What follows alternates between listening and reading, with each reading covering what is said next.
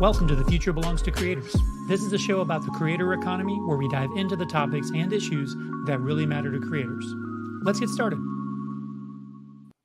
Hey. Welcome to the Future Belongs to Creators podcast. I am here with my regular co-hostess, Charlie Prangley, and my partner in crime on the ConvertKit side of things, Henry Thong, who is our guest today. How's everyone doing? Yay, Henry. Really good. This is a Yeah. vibe. I'm into this. This is such a different environment to be talking to you both in. We talk in meetings all the time, but we don't normally talk when like hundreds of people are gonna hear our conversation. So yeah, this is good. Yeah, this is good.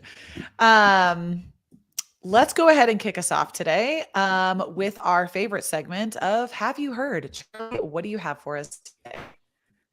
Well, I wanted to share that one of our I'm a Creator films that Henry produced, filmed, created, was nominated for a Telly Award, which is very exciting. Voting is closed now, so me announcing this is like not really helping anybody, but I'm just really proud of it, and I wanted to share that fact, and I'm looking forward to hearing if we like placed anywhere with it, because it's cool that content that we make as a company can get recognized in that way, you know, and it just speaks to the quality of the work that Henry does.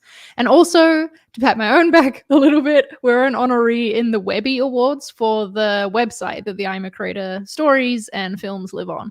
So that's some cool things I wanted to share. Like, yeah. Something to highlight about this. Okay, this is just like off the top of my head. This is also the first time that we have submitted work for this. Mm-hmm. So think of all the times. So to be honored for it for the very first time that we've submitted it says something. Two different awards. Yeah. 2 different awards. But it also says like, why didn't we've been making this content for a while. Why have we not done this before? So that's like I don't know. It's just to highlight you should submit your stuff, like, right? Yeah, be proud of your stuff. Be proud of your stuff. I used to do a lot of that, and I think I'm just like tied up in like actually making it now, so I don't even think about it anymore. So we gotta think about that a lot, because that's how I started my career. So it's a good idea. Yeah, I have 2 brief ones, and we have talked about the first one several times already. And we all know that I'm not a Twitteree or a Twitterette. Like, I don't know what you call them. Yeah, not that. I'm not. Well, okay, well, maybe that's a new thing. But apparently it's official that Elon Musk is actually the new owner of Twitter. Primary. Yes. So, pretty wild. I know, right? So like we have a Slack channel, on our team, and it's like creator news. And I didn't even see this information until I went in there and Miguel, actually, who's not joining us today because he wasn't feeling well, hosted, and he said it's happening, and so we've all been talking about this for a few weeks, and it officially happened. So if you are like me, living under a rock in the Twitter sphere, Elon Musk officially is the primary shareholder and owner of Twitter at this point. It's like watching Succession play out.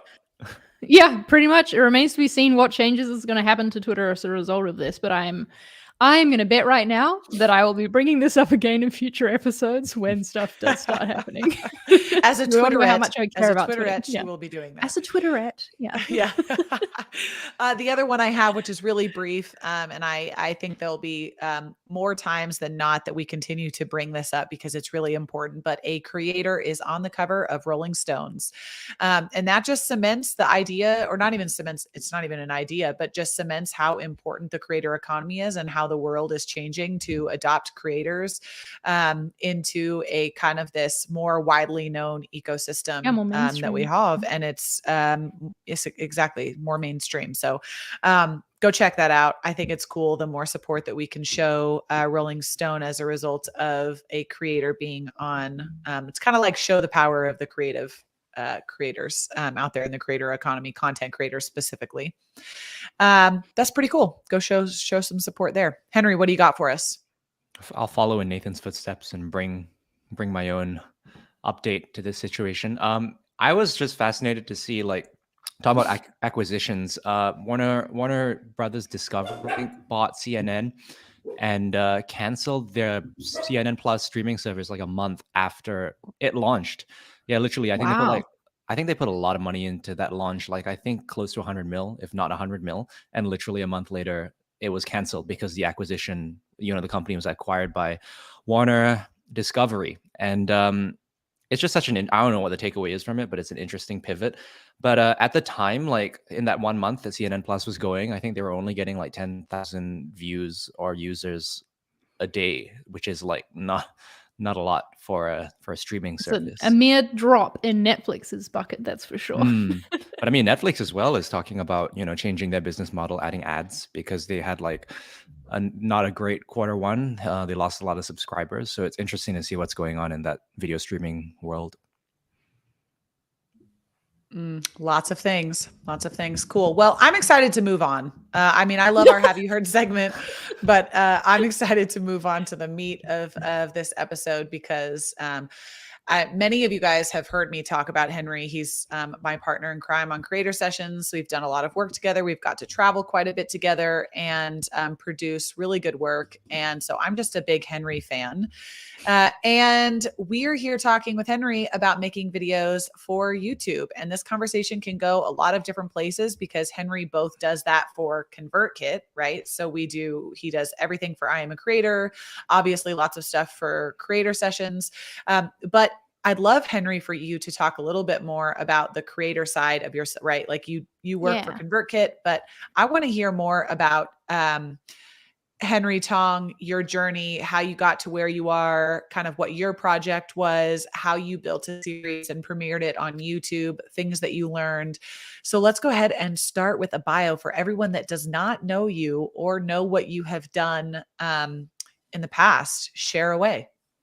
Sure. So I took media studies as a class in high school in 10th grade, as a class that I thought I could slack off in, but it ended up being like a really, really wholesome sort of thing. I really enjoyed it. I made some films there in high school that I submitted into film festivals. I would make like a film as part of an assignment and submit it to a festival and be fortunate enough to place in that festival. And I just used that to keep like climbing. Ended up in the US in senior year and made a lot of connections and friends that have sort of lasted till today. But I started in high school. Right after high school, I started making a series about other artists because I found that the creative process of other creative practitioners and their like work was the most interesting to me. I was very drawn to like movies like Whiplash or La La Land or The Artist about art, or documentaries as well. And I chose documentary because it's like the easiest format to make alone. I usually, up till recently, have worked mostly alone because I'm a bit of a control freak. And also like, I know what I can do. I can rely on myself kind of thing. And documentaries are one of the only genres of film that you can kind of make on your own and for quite a small budget too. So I decided I was going to make documentaries about artists. Started in Australia, which is where I am from, by making short docs that went onto YouTube as part of a series called Makers Who Inspire. I would like ask friends of mine who I knew were artists, and we would make like 2 to 5 minute documentaries that go straight onto YouTube. And I was very much following that Casey Neistat school of thought of like, just get the stuff out there, set yourself, like commit to like a schedule. Not that, like at the time, no one was like watching for new uploads every whatever, but I said I was going to put up a new film every week. And so it really put a fire under my ass and was like a good motivator to get it made and done and out there. So some of that stuff isn't like the best quality, I would say. A lot of it still holds up in my opinion, but it's interesting to sort of go back and look at that growth in my filmmaking ability. So yeah, I would just make these films. With every successive one that I made, I would be able to get bigger artists because I had bigger body of work that they could look at. By the time I finished, I was making films about American and Australian artists here in New York and LA, because I would find excuses to come to the States to film stuff. And also my last season was profiling a lot of Asian Australian artists, who are big in Australia as well as here in America, who have very interesting stories. And that sort of led into me getting introduced to ConvertKit and working here. How long did you stick with producing a film weekly for? I think like first 2 seasons was was weekly.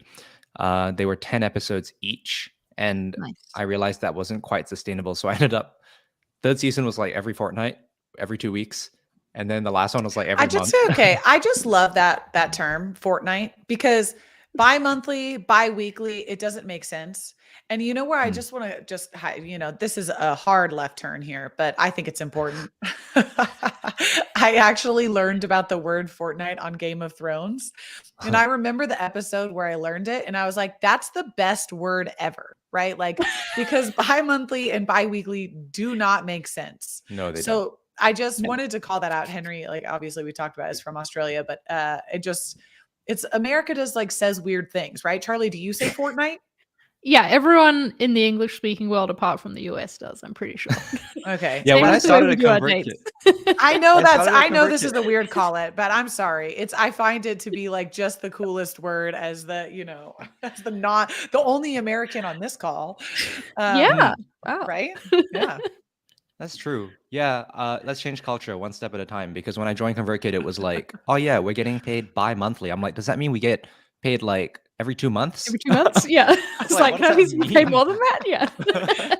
Yeah. Bi-weekly is also confusing too, because that's like twice a week or every Yeah. other week. I don't get it. Fortnightly just makes sense. That's it. But yeah, that's Sorry. basically, yeah. So by the last season, the fourth one, I was releasing them every month because it gave me more sort of time and there was more going into it, and they were longer by that point. So yeah. And that's how we found you, right? We found you through that Makers Who Inspire series.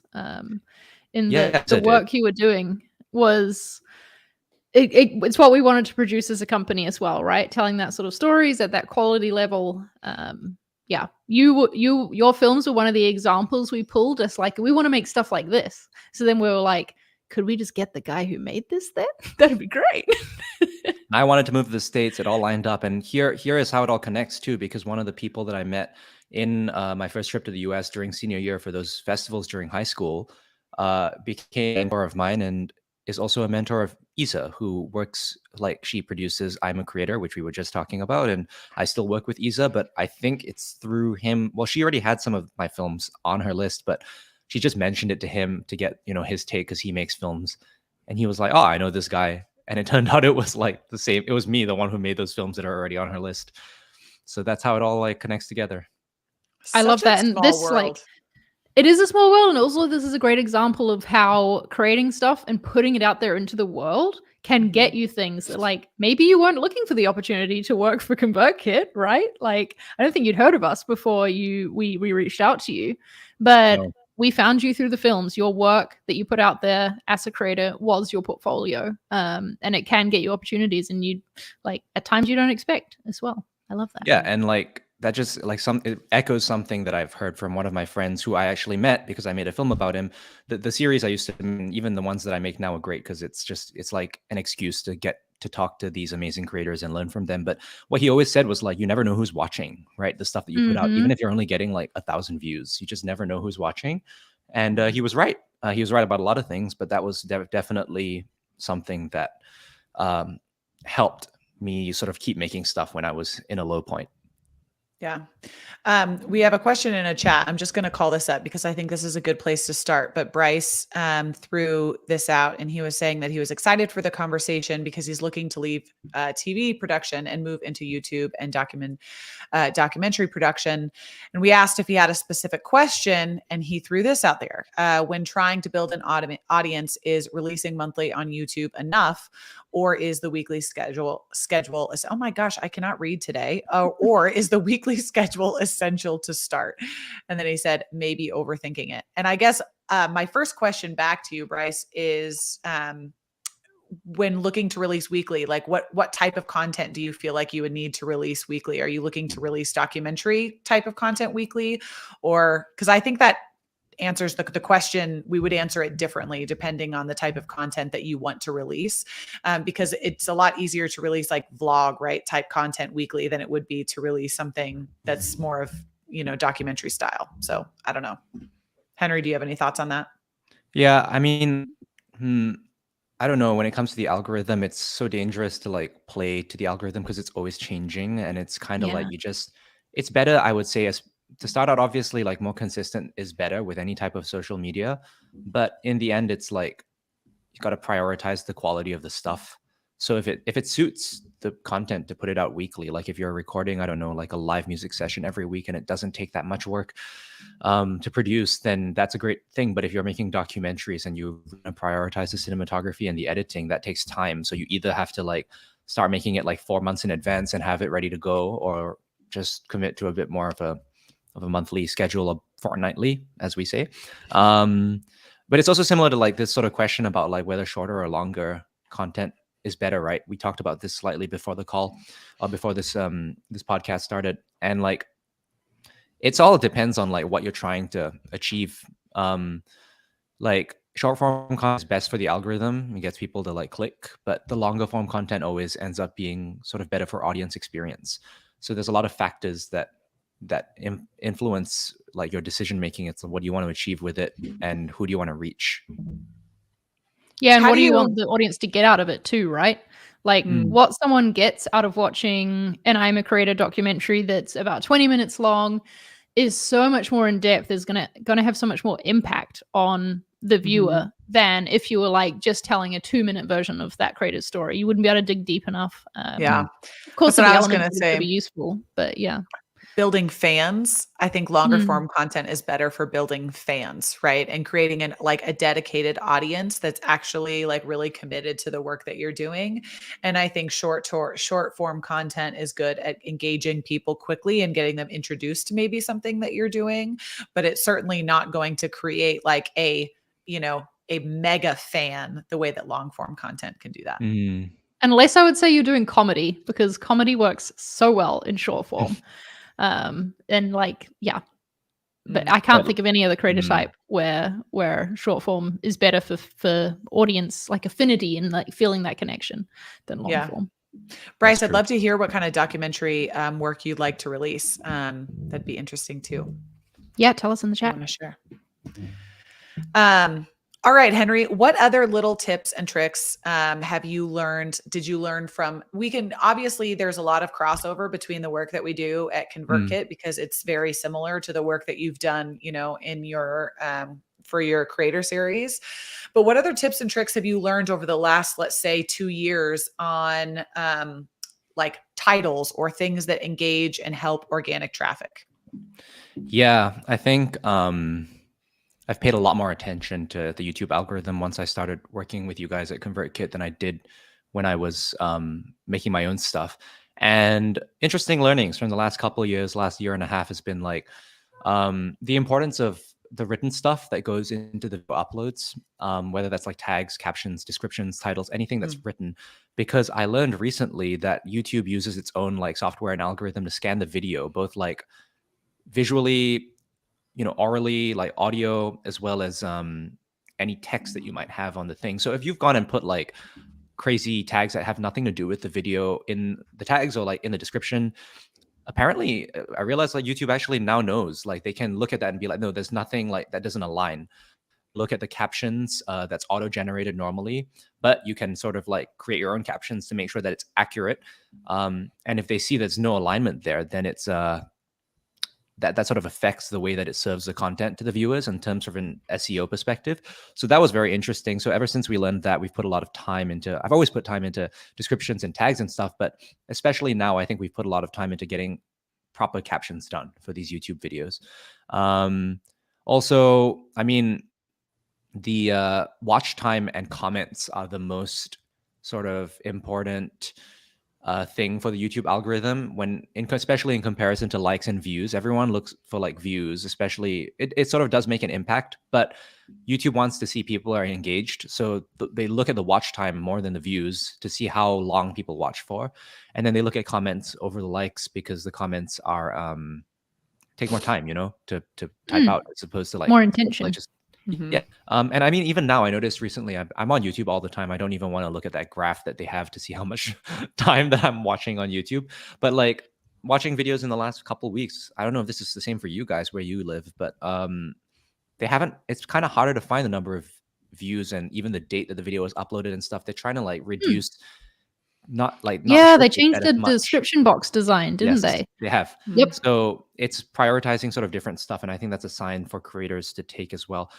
But I could serve this question right back to Charlie. I mean, Charlie, we haven't talked about it yet, but Charlie is a YouTuber and has more subscribers than I do, and has been at it for longer than I have. What do you Yes, think but about maybe he doesn't make videos at quite the same quality level as you do, Henry. Let's just say that. It's the same platform. Yeah. No, I one think thing- that your point about watch time is interesting because, going back to long form versus short form, to get the same watch time, right? To get 10 minutes of watch time, say, for example, you can either have someone be super engaged in a 10-minute video and watch it all, or you have to get 10 people to watch a 1-minute short video that you put up. Like, you need more volume to get watch time with shorter content. But if you do like good longer form stuff, then I think the watch time comes more naturally. And I also, think you gotta also, sorry, Sorry. I want to comment Everyone on has this real thoughts. quick. I know.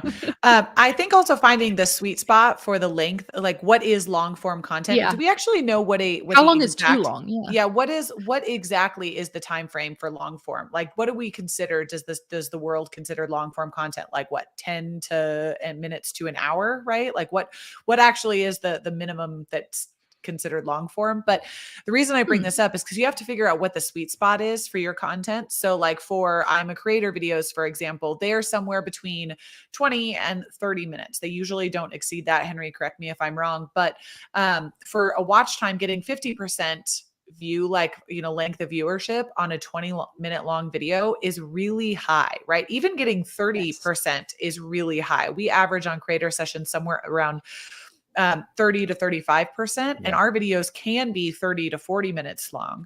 And quite honestly, that might be too long, right? So would we get, the question is would it be better if we had videos that were, 20 to 30 minutes long and our length of viewership was 50% versus 30% for the algorithm? So that's a question that we obviously want to answer internally. But all that said, you got to find the right kind of length for your videos that increases the percentage of length of viewership. So versus just the watch time of 10 minutes, right? Yeah, and I think as with every social media platform, you gotta like think about it as more of a partnership with that company. Like, what can you do with your content to keep people on their site for longer? Because in the end, like YouTube just wants people to stay on there forever, or like Netflix, Instagram, whatever. So tying it back to this watch time stuff, like 10 minutes is generally the amount of time that it takes for a video to have an ad in the middle of it. And YouTube wants to put ads in videos, right? So that's why I would definitely think that's one of the big reasons why they would prioritize longer form content over 10 minutes and serve that to people. And they have been, because you can squeeze more ads into that. I love what you just said then about it being a partnership with the platform that you're on. I've never considered it that way before, but it really is. When, like, we talk all the time at ConvertKit about owning the access to your audience versus renting the platform that you're gathering your audience on. Yeah. And anytime you're renting your audience on a platform, it's gonna be a partnership. Like, you don't get to have your way, and you've got to make decisions. Like, you're going to be better served if you make decisions that also serve the platform you're renting from. Yeah, I like that framing, Henry. Yeah. I've got some Henry- smart ideas every now and then. Who knew? Yeah. Henry, I'd really like to hear from you. I'm kind of leaning into this question or comment more from Bryce again. But I'd love to hear more from you on maintaining like healthy boundaries between your personal work and the work that you do with ConvertKit. And then also just some things that you've like transparently had to navigate, when prioritizing the two, like managing your side hustle and then also having a full-time gig. Because the reality is that that's where a lot of people are at, right? They have a full-time work that pays the bills, and then they're trying to turn their side hustle into a full-time thing. And you were a little bit opposite, right? You always started out as a contractor and you were doing contractor work and you were running your own business, and then you got into full-time work, and now you're having to supplement, or you're trying to figure out kind of what the right niche is or what you want to be working on the side, since you're no longer producing the creator series as consistently as you were in the past. So what have been some lessons that you've learned there over the years? Over the years, as in, so specifically right now, working through ConvertKit and balancing that with Yeah. side hustles, Yeah. or like in the past as well? Because Both. Really both. okay, yeah, well, in the past, like the reason I started Makers Who Inspire series was honestly because I was like sick of. I was doing a lot of wedding videos. That's how a lot of people start out, and especially in Australia where there's a lot of wineries. If I never go to another wedding at a winery, I'll be happy. It's it's the same thing over and over again. But anyway, I was getting sick of doing all of that, and I was like, what inspires me? Like what's interesting to Makers. me, Yeah. yeah, that's why Who I started inspire, yeah. making the series, because it legitimately, yeah, because I needed to scratch that itch. So I was finding that fulfillment outside of the work that I was doing. And as with everything in the creative industry, the stuff that you make, the body of work that you build ends up being the type of stuff that you get hired to do, which is clearly what has happened with me working here. And so that was very advantageous from a career perspective. That was not the intention that I went in with that. But it ended up being that way, which was great. Now, it was easier, I would say, in the past to draw that line in work and personal, because it was so different, especially in Australia. The type of work that I was doing was nothing like the type of work I can get here. Here, now it becomes a little bit more complicated because the type of work that I kind of want to do is also the type of work that I'm doing, but there's also this other work outside of ConvertKit. And then it also gets a little bit like, yeah, interesting with, I don't know, like, because I meet so many people through the work with ConvertKit, but sometimes there's projects that they want to do that doesn't allow something that ConvertKit is doing, or has nothing to do with ConvertKit. So they'll ask me to do it with them, and I love to do that. So the issue then becomes like finding the time, budgeting the time. I've always been very good at planning my time out. You should see his spreadsheets. It's a Yeah. real thing. Yep. And his to-do Down list. to the second, I am telling you. I've never met somebody who has such a right and left brain, like who can be so creative, but then also has like who just the spreadsheets, man. It is impressive. Yeah. That's been very helpful at planning, like, and I'm still not like the best at it, but I'm learning, and I'm better now than I was a year ago, but it's a lot of time and budgeting. But I'm very lucky because, ConvertKit is not like other companies. And it was the question I asked when I was asked to join full-time was, would I be able to work on other stuff? Because I have been offered a full-time gig before, and they were like, no, you can only work for us and blah, blah, blah. And I'm like, no, all right, peace. See ya. Not doing that. But Yeah. ConvertKit is so great because it encourages people to, to the team members to do their own stuff, to stay sharp for what we're doing at ConvertKit, because everyone is some form of creator at ConvertKit, so they all understand like that it's important to be able to scratch that itch to stay sharp. So I have so much support from my full-time gig that I don't even know if I can give like good advice to people who have to juggle it with employers who might not necessarily be into that, because I'm not in that situation. Well, maybe talk about, like the transparency. Like I know this personally because we talk about this all the time, but your documentary that you're maybe slightly stagnant on, like you haven't been working on a ton, but you worked on a documentary right through the pandemic, and you have so much work put into it. But oftentimes that's the reality of what creators are facing, right? Is the struggle between creating their personal work and also navigating the work that they're doing that realistically pays the bills right now. So what have been some lessons or some like I said, transparent or hard lessons that you've had to learn with that, and share a little bit about that documentary and kind of what you had done for that so far? Oh yeah, so I was making a documentary documenting like my experiences through COVID in New York at the start, but through the lens of all of these friends of mine who are artists. And so I was like following them along through the pandemic and how the pandemic affected their creative practice. And it was kind of easy at the beginning to find time to shoot that, because we were not filming, during COVID. Like ConvertKit stuff was just, for me, purely editing. So I had the time to go out and do both. But as like, we started filming last year and stuff, I found it harder to find the time. That's where the time budgeting came in, and having communication with, with you, Charlie, as creative director, to be like, hey, I think I'm going to go out to do this thing for my doc. And having that open line of communication to be on the same page about that had to come into play. But it was hard, right? Like I ended up feeling like I just didn't have enough time to do either, and then felt like I wasn't doing either well because I didn't have enough time. And I've at this point put that documentary on hold, not so much for that reason, more because like I'm not in the place to be able to like finish that. Still, I don't have the perspective like tell a story I think that is so close to home still. So it's on ice for now. But it was tough. And I don't know, I'm just How did you kinda get to glad. that how did you get to that point though? How did you get to the point where you decided, okay, I'm going to put this project on ice because Yeah, of how did X, you Y, know and it was yeah. time? And not to keep Well, pushing through. because it was just so much resistance. It felt like so much of an effort to keep going back to that documentary, editing it. And it was more, yes, because of the time, but also more because like how many times can I go and rewatch like footage from 2020 when there are like bodies in morgues outside like hospitals and Whew. stuff? It like damages Yeah. your mental health, right? So it became very clear that I was not enjoying working on it anymore. And actually, the counter to that was I was finding myself really enjoying what we were doing at ConvertKit a hell of a lot more. And I'm like, oh, I was like hyped to go out and film these singers and artists and like, you know, spend 2 weeks in LA with Isa doing I'm a Creator and like a day shooting 3 creator sessions. So that was sort of like the place when I knew like maybe I should wind this down for the time being.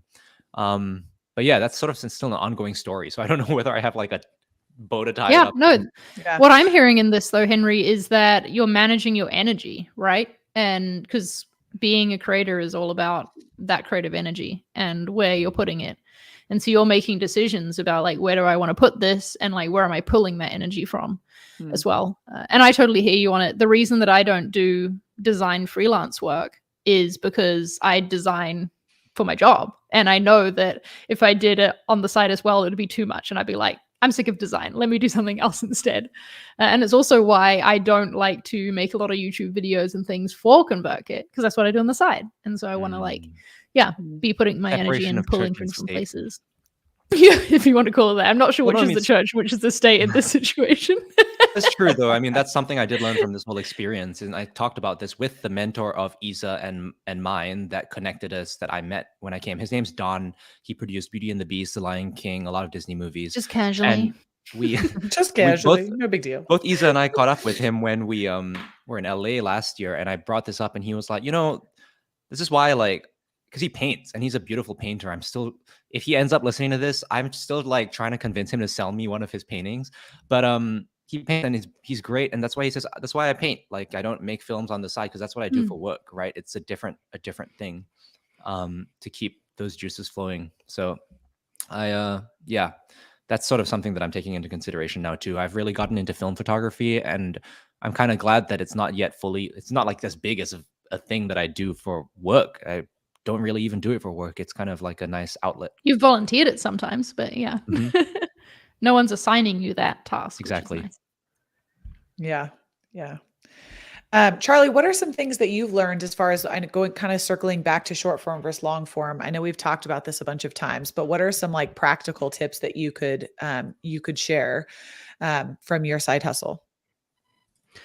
versus short form and long form, definitely I would say try it as a number one tip. Like short form content, if we're talking about being in partnership with the platforms, right? On Instagram, fucking loves short term. Sorry, my term. First drop. Instagram, fucking loves short form video. TikTok, obviously that's all it is. YouTube as well is like trying to get in on that. And so you can sort of like feed the algorithm with some shorts. Yeah. So that's what I've done. But I've found that I honestly just don't enjoy creating short form content as much as I enjoy creating long form. I think I'm just a long form kind of gal. But you do owe it to yourself to try and to like figure out, is there a version of this that could feel good for me and could feel true to me, which is something I'm still working through. Do you have like an algorithm yourself or like a strategic plan yourself for how many videos that you put out that are in a weekly, like your content calendar for that are short form videos versus your longer stuff? How many, like, what does your schedule look like for all the videos that you're dropping weekly, and how do they all connect?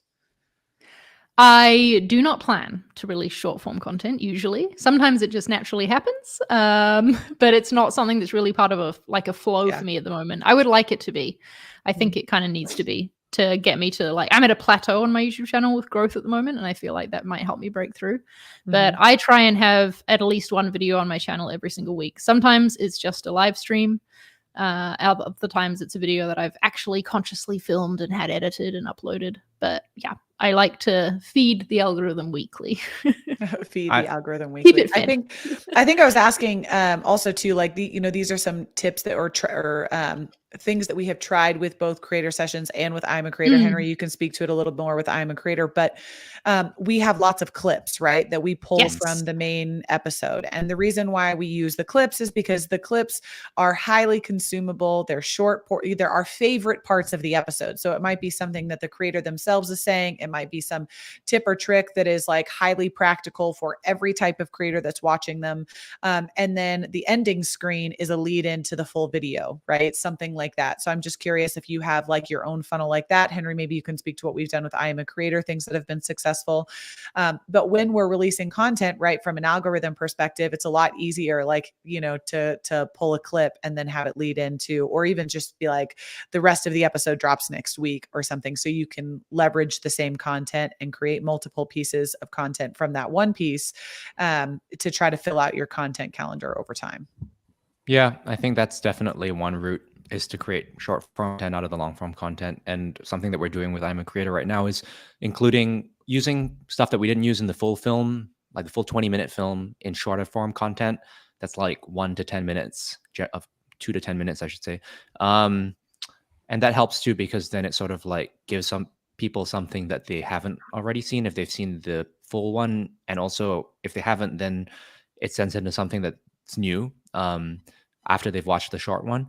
But also something to consider here is, I think, just choose whichever like format or runtime that best fits your creative vision, and then find ways to make that work. Because one thing that I learned through creator sessions, as well as my own series, is that especially working with artists and this form of documentaries that we make, the bigger the artist and the bigger their built-in fan base, the more organic views you're going to get. So you don't really have to work as hard. So if you're like want to make long form content, it might fit better to have like a high profile guest on that can pull that content for you, so you don't have to like worry about making it short so that people want to click on it, because people are going to watch it anyway. Like at the time when I made this short documentary about, his name is Lee Shun-sin. He wrote a book and it became a movie called Mao's Last Dancer. But at the time it was 15 minutes 40 seconds. It's the longest video that I've made. Put it up as part of the 4th season of my series, but it's got a respectable number of views. Like 45,000 is respectable, I would say. Organic, yeah. And he had such an interesting story, and he had an established sort of like platform because of his book and his movie, that people watched it. And then of course, like Ronnie, I made a film about Ronnie. It's like people are going to watch Ronnie Cheng. I was going to say, people don't know him by first name basis. They do kind of, but you have to like elaborate a little bit. Yeah. Yes. He's on Crazy Rich Asians, and he's done a couple Netflix stand-up specials. He's on The Daily Show with Trevor. So yeah, people are going to watch stuff with him anyway. So that you can get away with a longer runtime that way. So they're thinking about that in that perspective as well is important. Sorry, I had to go on mute there for a second because my dog, Dottie, started barking in her sleep, because from the window here, again, no, here's the thing. She's lying on the ground. She's like, she can't see the dog outside. I did see there was a dog that walked across. She can't see it. She certainly couldn't feel it, but somehow she knew that there was a dog. I thought that she was just like really hyping up Henry's point that he was making. It was like, yes, I agree. That works too. That for sure works too.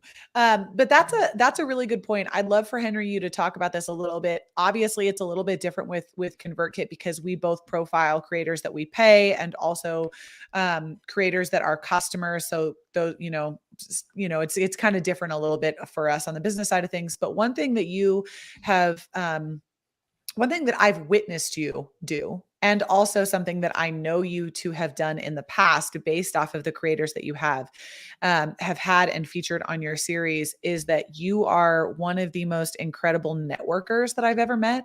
And you go after people, and you just brought this up. You said is trying to get somebody on your series that has name recognition. And that really is important, right? To some degree. But you have never been fearful of asking, right? A lot of people would be like, no, who am I to ask? ask. If I ask, it'll never happen, right? And you've just been the kind of the completely opposite.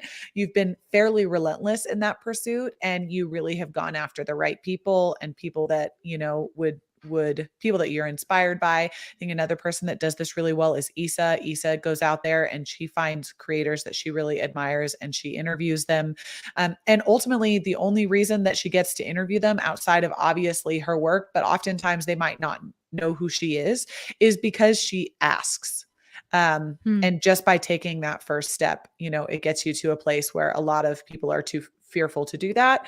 And then ultimately, they don't ever get the opportunity to interview or film somebody that they respect. So I'd love to hear your experience and suggestions on that for creators that are out there that want to feature recognizable artists. Yeah, I think what I've learned is like no one's unreachable. It's just like, and especially once you're in the industry and you know one person, it's just like everyone's sort of connected. So you have a line to, if you have good relationships with people and like you're not doing it to clout chase, like you always have a way to get in touch with someone if you really need to.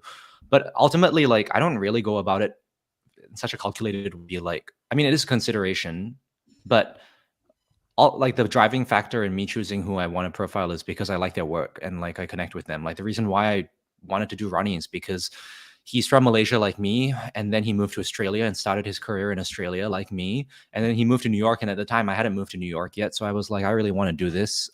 His journey sort of mirrors what I like for my life, and I want to talk to him, and also like I like his comedy, and it's so awesome to like a Malaysian Australian doing some cool stuff, right? And I got him right before, like we filmed the summer of Crazy Rich Asians, so I don't know if I could have gotten in touch with him after that. So it was just good timing as well. But going at it with like a good reason, or even just because you like people's work, you can just, you know, you don't, it's never, to connect with people, you just need to like connect with them, be a friend, go, not, and it's never like, yeah, be genuine, you know, like don't go in there like with the intention of getting a follow on Instagram or like trading business cards, you know, in the corporate world. I guess that would be the analogy. Just go in always with like trying with a good reason and wanting to be homies, and that's always just been the way that it's worked out. And I've like shot my shot, if you will, like with people before, and like it just doesn't line up because our vibes are different, and that's totally fine. But more often than not, it does align because I connect with their work in some way, and there's a reason. But yeah, it's just about like, you know, building a body of work, starting smaller. Like the first people that I profiled were not this level. They've ended up being that level because I was lucky enough to sort of like get them right before they were featured on Time Magazine's website. Smart enough. I don't know. I think it's an intuition thing too. But yeah, exactly. But yeah, building that body of work to show that you're not just some random asking for some like random thing. If they can see, like, especially people who have little time or like are high profile, they don't just give out their time to people. So to show them that you have that is important. And also I think part of it is like I have OCD. I've always had OCD, so I'm like obsessive. So when I really want something, I just go after it like a dog with a bone. So that's part of it too. Very single-minded in that way, which can be bad, but it's also good for reasons like this. I love you, Henry. All right. What are our closing thoughts on this? Anything? I would say my takeaways from Henry are partner with the platform that you're building your audience on. Yes. Shoot your fucking shot. I'm going to drop a second F-bomb. And go after, like, for long form versus short form, what do you feel best suits the story you want to tell and the content you want to make, and do that and like make that work, and don't do it just because it's a trend. Yeah. The other thing I'll add to this is think of like the resistance, you know, that you're facing as a creator, and kind of, I don't want to say lean away from the resistance, right? But recognize and feel that resistance when it's pushing against you. If there's one consistent thing that I've heard from every creator that we've worked with on creator sessions, is that the best things always happen and feel most natural. I went to a show on Monday night, and Patrick Droney, who's a singer-songwriter artist, he's opening up for one of my favorite acts, Need to Breathe. I'm sporting their shirt today. Because, Nice. but anyways, he was talking about one of his more recognizable songs. And he said, I wrote this song. It's called Call Me on Your Way Home. It's great. Go listen to it. But he said, I wrote the song in 20 minutes. And it's always the best work that happens that way. So when you're feeling resistance, like lean into that resistance, not lean into it, but recognize what it's telling you, and listen to it. Exactly. Yeah. And my only takeaway is that I'm surprised that Charlie was the one who dropped F-bombs and not Haley. Yeah, good point. Oh, that is a good point. All right, moving on. Moving the fuck on. Oh, there we go. Haley just wanted to have a turn. Yes. Henry, would you like a go? I'll have to find a spot. All right. So a couple weeks ago, Charlie, Miguel, and I went around the table and told a couple of things that we had been proud of, like things that we wanted to celebrate. And apparently that gave everyone a kick in the butt to submit their work. And so we're not going to do that today because we're already at 45 minutes, but we will come back around and do that again because I think sharing made it easier to share. But maybe Henry, you know what? I lied. Call in an audible. Henry, off the top of your head, what is one thing? I know Charlie already kind of gave you a celebration, but what's one thing about yourself or work that you've been doing that you would care to celebrate, to continue that you're to proud give, of. that you're proud of? Yeah, a celebration for yourself. I'm really happy with how like the last roll of films that the last rolls of film that I shot on the last creative session that we shot here in Brooklyn turned out. Those were like perfect. Haley and I, we shot at that studio in December and I didn't get those shots right because the lighting wasn't right. But I went back this time with like exactly knowing what I needed to do. And those turned out really beautifully. And I can't wait to post those on Instagram. And it's not really related. Sorry, I got to interrupt though, because Henry, I'd have to go back and look at my Instagram. I think he DM'd me that it's on Instagram, but I'm pretty sure this is like a slightly direct quote, I'm paraphrasing a little bit, but he said, dude, I was on fucking fire with these. And we shot an artist named Leve, and he was right. He sent me like 7 or whatever of the Hasselblad medium format shots that he shot of her. And he was right. He was on fire. They're great. Make sure that you go follow him on Instagram so that way you can check those out when he does post them. We'll be sure to post them on when we release our creator session episode as well. But yeah, that's a great celebration, Henry. Thanks for bringing that up. All right. So for our listener shout out, we are going to celebrate Kurt Libby. And this was a really cool one because ConvertKit is tied in here a little bit, but he recently launched a new app called Hunt Mob where anyone can make photo scavenger hunts. Ooh. And his proudest part of this is that you can plug in your ConvertKit API key to use the scavenger hunt to directly grow your email list with ConvertKit. So I thought that was really cool. It's a very creative way to grow your email list. I will definitely be checking that out. Make sure that you check that out. It's called Hunt Mob. Photo scavenger hunts are really... Yeah. Oh yeah. Sorry. Huntmob.app. Photo scavenger hunts are really fun. So I'm excited to check that out. Make sure that you go to check it out as well. And then also make sure, Charlie, if you want to throw up that, since you're in there playing with the things, playing with banners, with banners, listener shout out form. Yeah. Yes. Yeah. If you want to ConvertK.it/listener shout out and tell us about your proud moment. And for Henry's Instagram, just because we didn't say it on the audio feed, but had the banner on screen at HenryZW. To follow. Wonderful. And then finally, what we've got next up, we've got Miguel is hosting Taking the Reins next week, and we are talking about apps that you've never heard of for creators. And I will say, actually, I am so excited for this conversation because the last time that I was at a round, I was actually at a conference with Chris, oh my gosh. Oh, whatever. Oh dear, you're in it now. Oh, go. Chris. Yes. Chris Ducker. Okay. Sorry. Chris Ducker. He has a brand called Youpreneur. He's an incredible creator. He's a ConvertKit customer. He is best friends with Pat Flynn. They're very close. So I'm sure you have seen him on his content. But he had a segment at his conference in London where a creator came up and did a similar segment. And my favorite app that I've ever utilized is Otter. For it records and your conversations. And Are you then giving it will- away? So, something no, you're gonna no, no, share next no, week? no, no, no. That's just this is just a little sneak peeky. You know, Miguel's Okay, the one okay. running the Sneak show. peek. You know, he's running the show for this. But Otter was a great app for me that I have gotten so much use out of. So hopefully, the episode next week will be a really practical episode where you'll be able to take a bunch of apps and have them. Really Help serve you and your business and help you create content. To do all the things. So, all right, friends, we will see you next week. Thanks, Henry. Thank you. Bye.